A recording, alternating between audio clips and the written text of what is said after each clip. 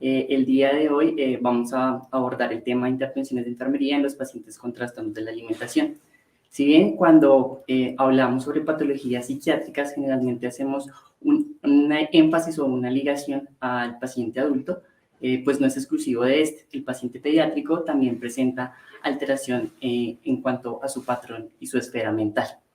Un fenómeno que viene en aumento son los trastornos de la conducta alimentaria, que generan un desafío para los profesionales y para todo el personal de enfermería, que debe estar capacitado para atender a estos pacientes y poderles ofrecer el mejor desenlace clínico. Quise traer unos datos y unas cifras que se encuentran a nivel de la literatura para poder hacer una introducción y tener un panorama global de cómo se encuentran nuestra población pediátrica pues reflejada en estos trastornos de la conducta alimentaria. La prevalencia mundial para los trastornos de la conducta alimentaria se sitúa entre el 4.1 y el 6,41%. Está aumentando la incidencia y la prevalencia de forma sorprendente, sobre todo en los países occidentales y en el grupo de población femenina. Entiéndase la incidencia como el aumento de nuevos casos y la prevalencia como los casos que tienen unas características en comunes. El grupo de mayor riesgo son las adolescentes y las mujeres jóvenes. Sin embargo, en los últimos años hemos visto aumento de casos en varones también.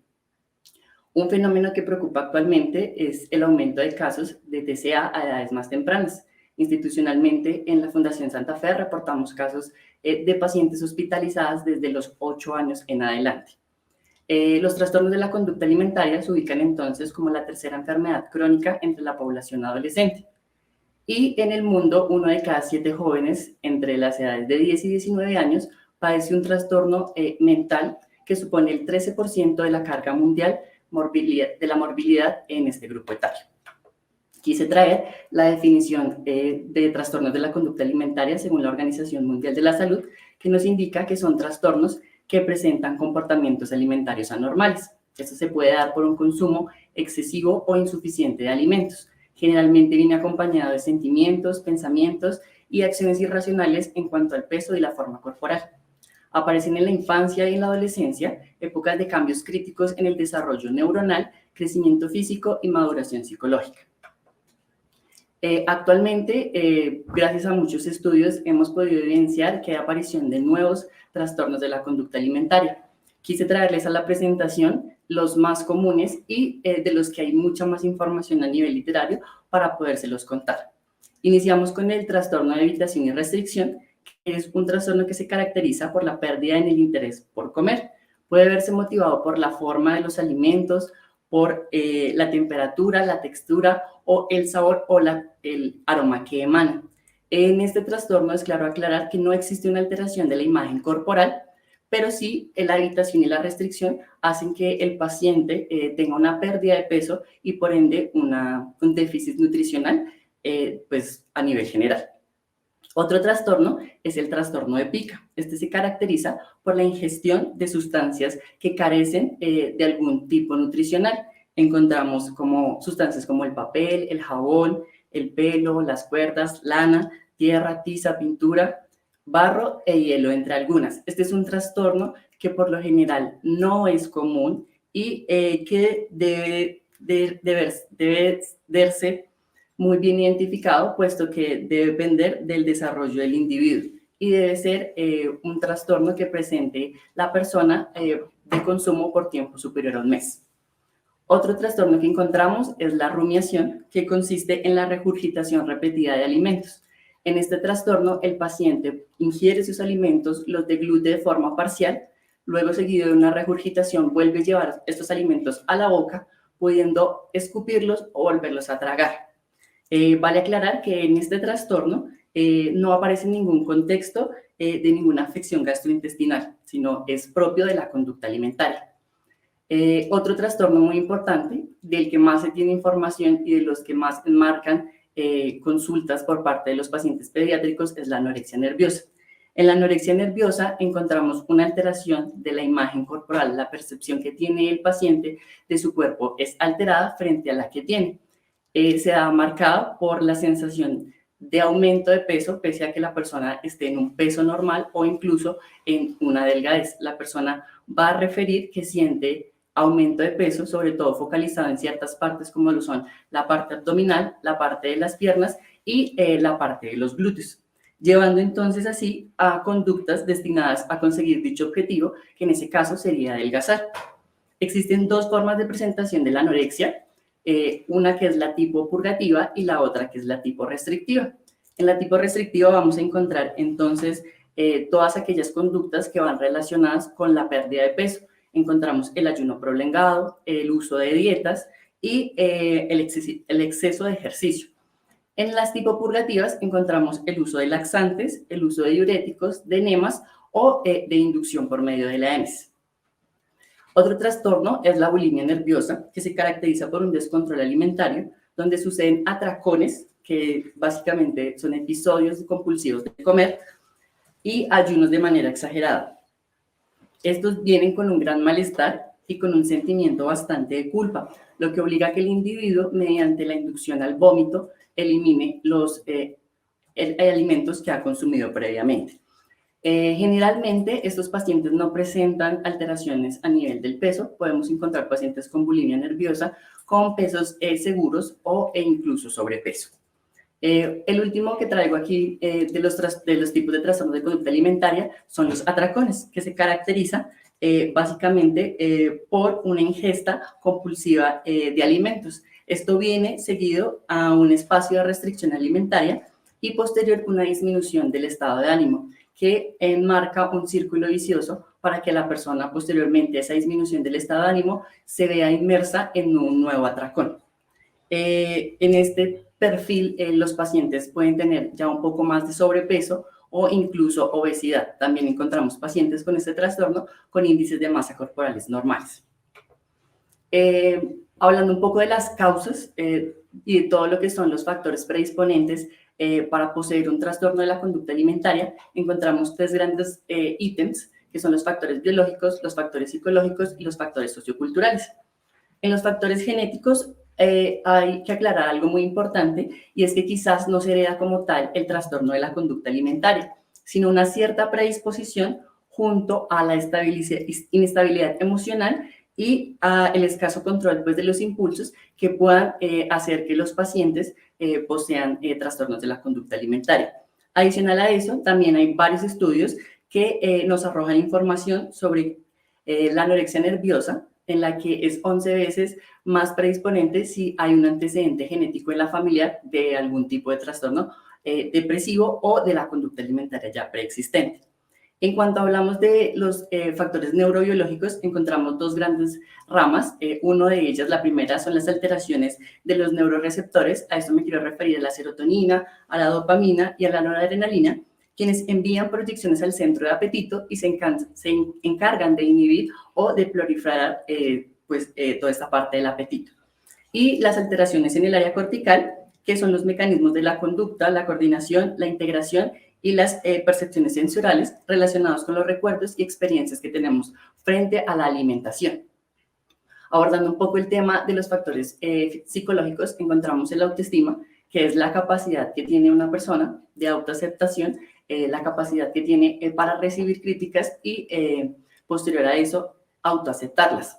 Encontramos los rasgos de la personalidad. Entonces en este vamos a encontrar pacientes con perfiles con tendencia al perfeccionismo, a la obsesividad, a la necesidad de tener control sobre las cosas, a la necesidad de satisfacer a los demás, poca frustración al estrés, falta de autonomía, dependencia afectiva, timidez o introversión.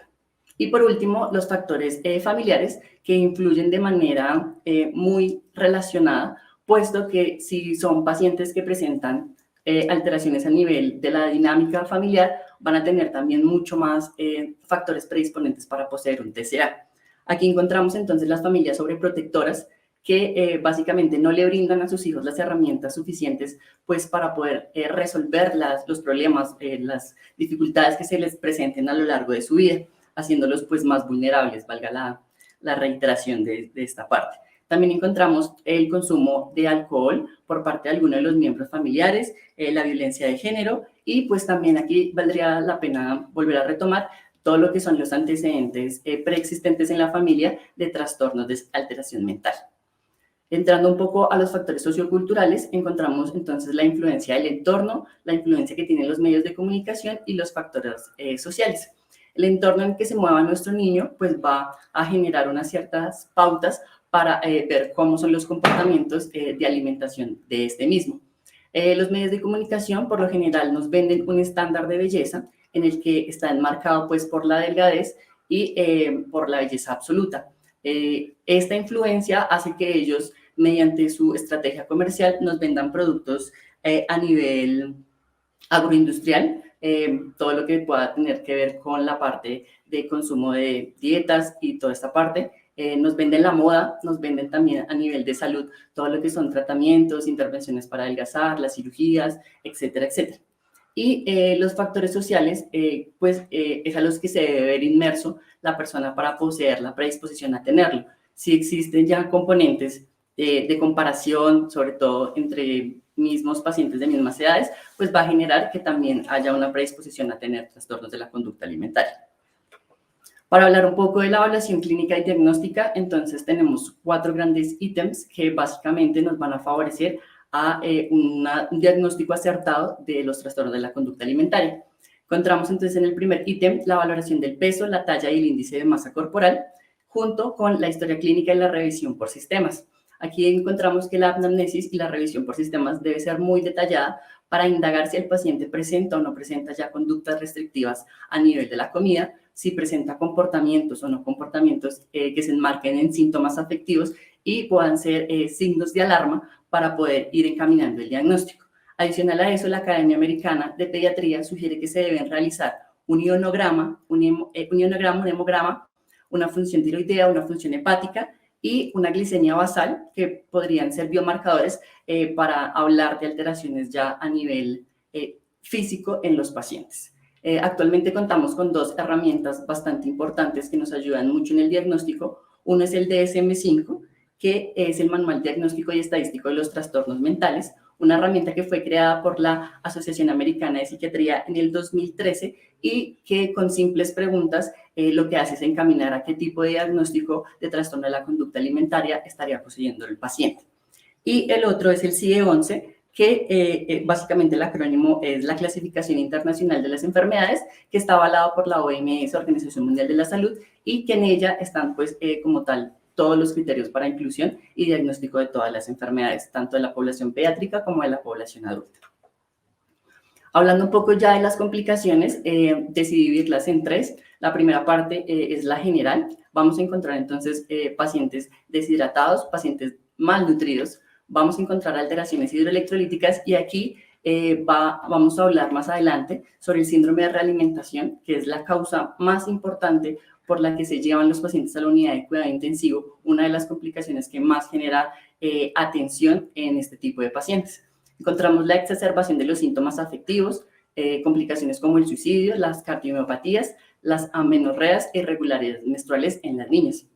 Relacionadas con la restricción calórica, encontramos toda la alteración del patrón hemodinámico, encontramos un QT prolongado que se puede ver reflejado en arritmias, bradicardias, extrasístoles y taquicardia ventricular. Aquí me gustaría hacer una anotación especial y es que todo lo que hace a referencia a la parte del patrón hemodinámico es también una de las causas más comunes por la que se trasladan los pacientes desde hospitalización hasta la unidad de cuidado intensivo, marcando una de las complicaciones más frecuentes y de más alto impacto. Encontramos dificultades para regular la temperatura, disminución del vaciamiento gástrico y la motilidad intestinal, alteraciones en la función hepática y retardo del crecimiento. Relacionadas ya con la inducción dada por la émesis, encontramos la alcalosis hiperclorémica, la esofagitis, el reflujo gastroesofágico y las erosiones dentales. Como les dije, quiero abordar un poco más y centrar un poco más la atención en el síndrome de realimentación, puesto que este es uno de los que más complicaciones da y pues puede terminar en desenlaces fatales. Iniciamos pues con una desnutrición proteico-calórica marcada por un ayuno prolongado. Vale la pena aclarar que el cuerpo tiene 2 reservas energéticas de donde toma cuando sucede un fenómeno como es el ayuno prolongado.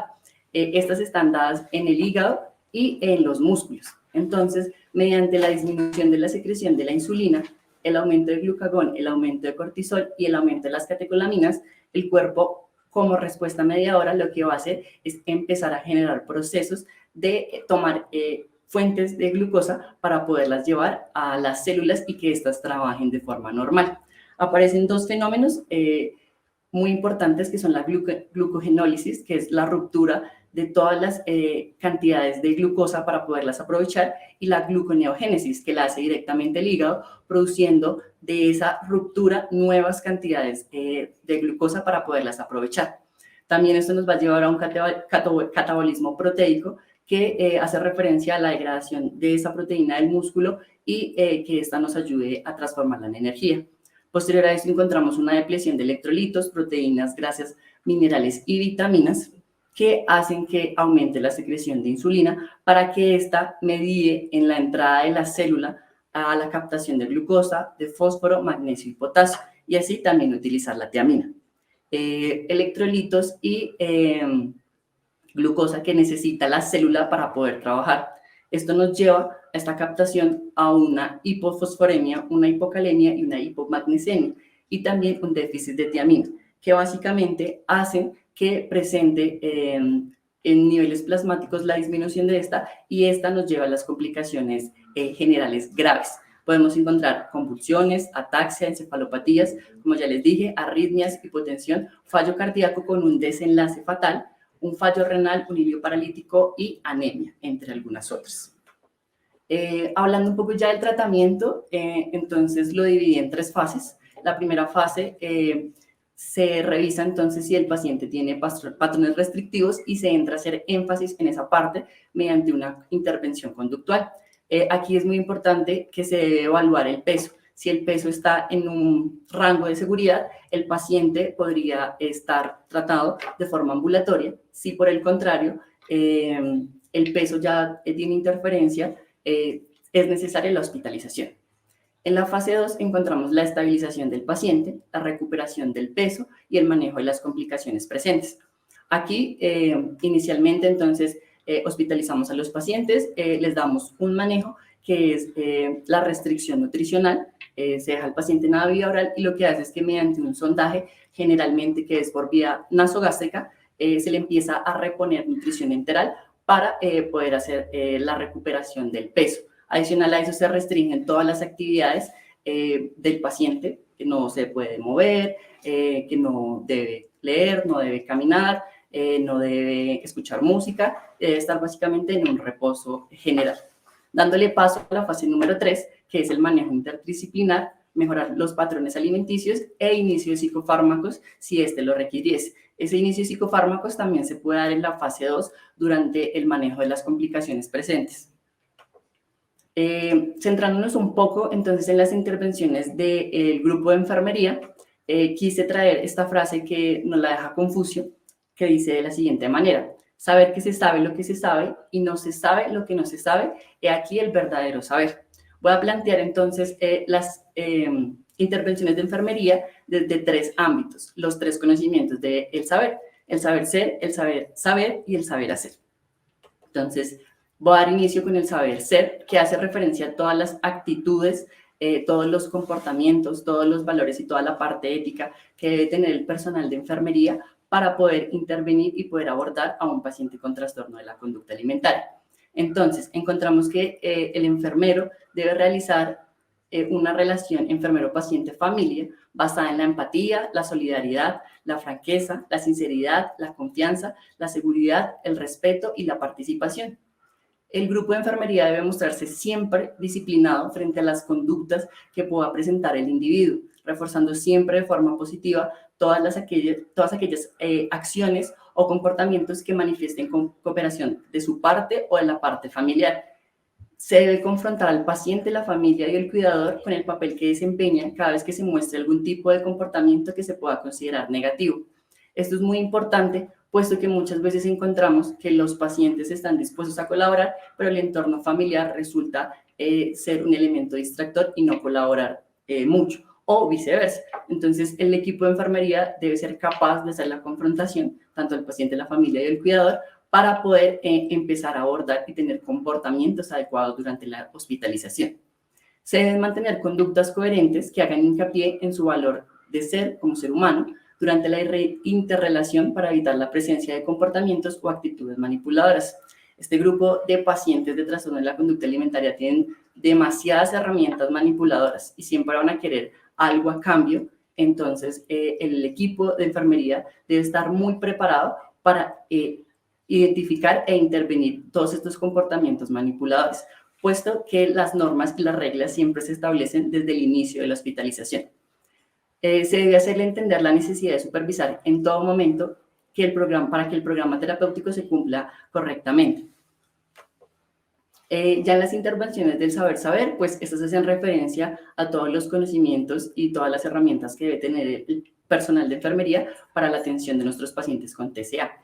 Reconocer entonces la importancia del trabajo multidisciplinar entre las especialidades que colaboran y que trabajan activamente en toda la parte de hospitalización, encabezados por el área de gastropediatría, acompañados de nutrición, de psiquiatría infantil y, por supuesto, enfermería, que es la que está las 24 horas del día con los pacientes, vigilando todos los comportamientos y haciendo que se cumplan todas las normas que, como ya les conté desde un inicio, se pautan al inicio, al llegar a la hospitalización. Se deben establecer metas u objetivos de forma clara, implicando al individuo en el tratamiento, que es esencial para reforzar su sentimiento de autocontrol y aumento de la confianza en los profesionales. Se debe realizar y aplicar el plan de atención en enfermería centrado en el paciente para poder así objetivizar las intervenciones que van a ser realizadas por parte del equipo. Se debe intervenir sobre los factores de riesgo en salud mental, educar en hábitos saludables e higiene del sueño. Se deben realizar las respectivas escalas de valoración como predictores de riesgos. En estas encontramos la escala Pius, que ya también la habían comentado en unas ponencias pasadas. Encontramos la escala de Humpty Dumpty como preventiva de caídas y la escala de Braden para la valoración de los riesgos de lesiones asociadas a piel. Encontramos también las interpretaciones de los constantes vitales, identificando las alteraciones según edades, como lo hemos venido repetido a lo largo de la jornada, que debe ser pues acorde a la edad del paciente. Identificar y manejar de forma oportuna las complicaciones que se presenten durante el tratamiento clínico, dando manejo a las mismas pues según la indicación médica. También encontramos el seguimiento y control a la alteración hidroelectrolítica mediante la toma de los laboratorios rutinarios e informando de forma oportuna las alteraciones en lo mismo, relacionando claramente con la clínica del paciente, puesto que es muy común que estos pacientes durante todo su proceso puedan presentar el síndrome de realimentación. Entonces, lo que busca esta intervención básicamente es que el personal de enfermería vaya un paso adelante y esté presto a dar la información al grupo tratante para que se tomen las conductas adecuadas. Por último, en el saber hacer encontramos entonces la preparación de la habitación para poder recibir a nuestro paciente. Siempre es necesario que nos avisen con un tiempo determinado para poder prepararla. En esta preparación incluye el establecimiento de las medidas antirreflejo, que básicamente ocupa cubrir los espejos y cubrir las pantallas, donde los pacientes pues, puedan tener autopercepción de toda esta parte, porque esto les puede generar comportamientos lesivos de parte de ellos. Adicional a eso, se hace un retiro de elementos potencialmente lesivos que puedan ocasionar daños a la integridad de los pacientes. Precisamos una pesquisa al ingreso de todo lo que ingresan tanto pacientes como familiares para que sea un entorno seguro y sea un entorno pues dado a la recuperación. Se debe velar por el cumplimiento de las restricciones establecidas para los pacientes familiares y o cuidadores. Como les dije desde un inicio, siempre se plantean normas y pautas de juego, por así decirlo. Entonces, para los pacientes están prohibidas todas las actividades que involucren gasto energético, como ya les contaba, moverse, caminar, bailar, escuchar música, leer, pintar y hacer cualquier actividad lúdica. Para los pacientes está prohibido hablar del cuadro clínico del paciente, comer en la habitación, ingresar alimentos y, en general, todas las actividades que intervengan con el uso de aparatos electrónicos que tenga el paciente. Entonces, se suprime el uso de todo lo que son pantallas y, pues, elementos electrónicos. Se debe minimizar comentarios relacionados con el cuadro clínico, el aspecto físico, el peso u cualquier otro tema que corresponda a la alimentación por parte del personal de salud y del personal que atiende como tal un paciente con trastorno de la conducta alimentaria, los familiares y los cuidadores, puesto que el paciente se encuentra en un proceso de rehabilitación no solamente mental y física, sino pues realmente se abordan como todos los ítems. Y sería muy frustrante que una persona que ingrese en la habitación empiece a hacer comentarios y pues el paciente, digamos, que tenga alteración de su estado anímico. Se deben hacer cumplir las restricciones de las actividades que presente el paciente por parte del grupo tratante y una vez se habiliten algunas actividades, velar por el cumplimiento de los tiempos y de las actividades permitidas. Generalmente, conforme a la evolución de los pacientes, se les van habilitando ciertas actividades. Encontramos entre esas pintar, hacer origami, pintar mandalas, leer, entre otras. Y pues enfermería ya lo que hace aquí puntualmente es si tiene 15 minutos, velar porque los 15 minutos se cumplan en el horario establecido, si es en la mañana o si es en la tarde. Si es una hora, pues una hora. Entonces, ser muy precisos para así mismo ir avanzando en el tratamiento. Reconocer actividades propias de cada integrante del equipo multidisciplinario. Entonces, hablamos de todas las disciplinas que intervienen, pues como les conté anteriormente, gastropediatría como la cabeza y como la directriz de todo el tratamiento, la parte de nutrición que se encargará entonces de pesar a los pacientes, de hacer toda la valoración antropométrica y todo el seguimiento a el peso del paciente. Usualmente en los servicios de hospitalización los que realizan el peso y el control de ingesta de los pacientes es el grupo de enfermería, pero aquí cambia la dinámica un poco y se respeta mucho que nutrición trabaje en ese aspecto. La parte de psiquiatría infantil, pues que hará todos los ajustes, todas las intervenciones conductuales tanto al paciente o a la familia y pues ajustes a nivel medicamentoso si el paciente lo requiere. Y pues se debe realizar un llamado oportuno a cada integrante según corresponda el área. También encontramos el manejo y la administración de nutrición enteral. Como les conté en un inicio, lo que se hace es una pausa a nivel de la ingesta de comida y se empieza a reponer mediante nutrición enteral. Entonces, como les conté, por lo generalmente se hace por medio de forma de un sondaje vía nasogástrica y se empieza una infusión de nutrición enteral que empieza por lo general en un goteo de 10 cc y se establece una meta por parte del grupo de gastropediatría que es a la que se va a llegar. Se empieza a hacer aumento concorde a la evolución del paciente y por lo general es pasadas 24 horas de tolerar ese goteo y pues no tener complicaciones a nivel físicas y a nivel pues también de interpretación de laboratorios. Adicional a eso, también me gustaría contarles que aquí se maneja el retiro de todos los empaques de todas las nutriciones enterales, puesto que esto puede generar un factor de influencia a nivel psicológico para los pacientes cuando vean la marca o cuando vean qué tipo de nutrición se les está administrando. Muchas veces encontramos que hay pacientes que se preocupan demasiado por esa parte y empiezan a hacer muchas preguntas. Entonces, lo que se busca con ese retiro, esa etiqueta, es que sea lo más parcial y que no haya como una distorsión por parte de los pacientes. Y por último, reforzar pautas de educación cuando ya se inicia la vía oral. Una vez ya hay un peso seguro, lo que hace la directriz que sería gastropediatría es indicar que se va a iniciar la vía oral. Para esto, el paciente necesita unas pautas y lo que buscamos es generar nuevos estilos de vida saludables. Entonces, entre esas pautas, lo que generalmente se les dice a los pacientes es que deben estar 1 hora listos antes de la comida, deben estar sentados en la silla, deben tener sus 2 brazos encima de la mesa y no demostrar comportamientos diferentes. Adicional a eso, también deben comerse el 100% de los alimentos que se les trae. Siempre se empieza con unas porciones más pequeñas a las porciones finales, que van a ser un poco más grandes. Deben consumir todos los alimentos por igual, no los deben separar ni los deben agrupar y deben pues, esperar media hora sentaditos posterior a la ingesta de sus alimentos. Adicional a eso, se les da un vaso de agua que deben consumir en su totalidad. No deben ir al baño 1 hora posterior a la ingesta de los alimentos y deben pues seguir como todo el protocolo todos los días para todos los tiempos. Inicialmente se inician con 3 tiempos de comida, desayuno, almuerzo y comida. Posterior a eso se avanza a 5 y pues la idea es buscar y tener la repleción nutricional y tener un peso seguro. ¿Qué retos nos deja como tal esta sesión? Entonces, que debemos consolidar un grupo especializado y capacitado en el manejo de los pacientes con trastornos de la conducta alimentaria. Debemos estandarizar y replicar el modelo de atención que tenemos con estos pacientes.